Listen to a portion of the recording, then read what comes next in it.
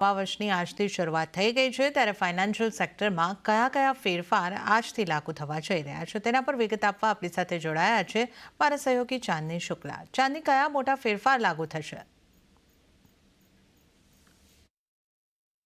જી, નવા વર્ષમાં નવા બદલાવ અને ખાસ કરીને જે ફિનાન્સને લઈને અમુક જે બદલાવ કરવામાં આવ્યા છે। સૌથી પહેલાં તો બેંક એકાઉન્ટ બંધ કરવાના નિયમોમાં બદલાવ થયો છે, તો એ જાણીએ।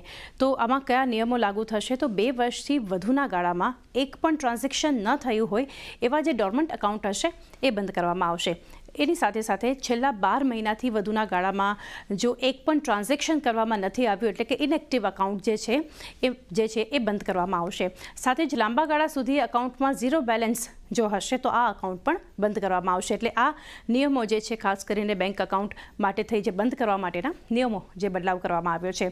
આ ઉપરાંત જોવા જઈએ તો ફિક્સ્ડ ડિપોઝિટમાં ફેરફાર થયા છે। હવે અહીંયા શું છે નિયમો?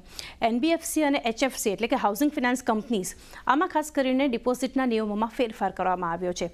10,000 રૂપિયાથી ઓછાની ડિપોઝિટ પર 3 મહિનાની અંદર જો તમે ઉપાડ કરો છો તો વ્યાજ વગર પૂરી રકમ જે છે એ પરત કરવામાં આવશે।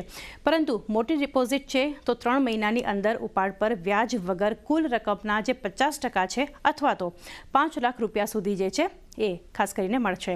આની ઉપરાંત જોઈએ તો ક્રેડિટની માહિતીના નિયમો જે બદલાવ કરવામાં આવ્યો છે તો દર 15 દિવસે ક્રેડિટની વિગતોને અપડેટ કરવામાં આવશે। સાથે જ બેંક અને ફિનાન્શિયલ ઇન્સ્ટિટ્યુશન દર 15 તારીખે એની સાથે સાથે મહિનાની છેલ્લી તારીખ જે હશે ત્યારે રેકોર્ડ અપડેટ કરશે।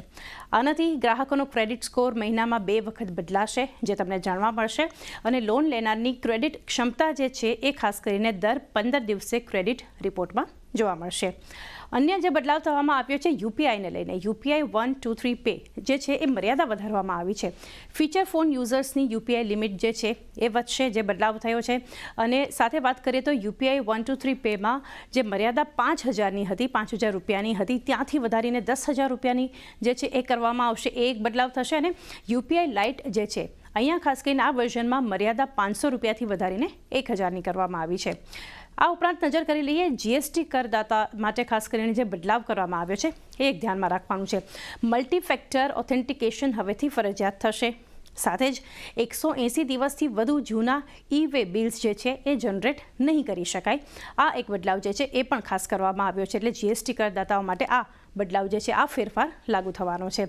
તો ખાસ કરીને આ બધા જે બદલાવ છે BFSI સ્પેસ માટે લાગુ થવાના છે 2025માં। જી ચાંદની, આ સમગ્ર જાણકારી બદલ આપનો આભાર। ત્યારે જ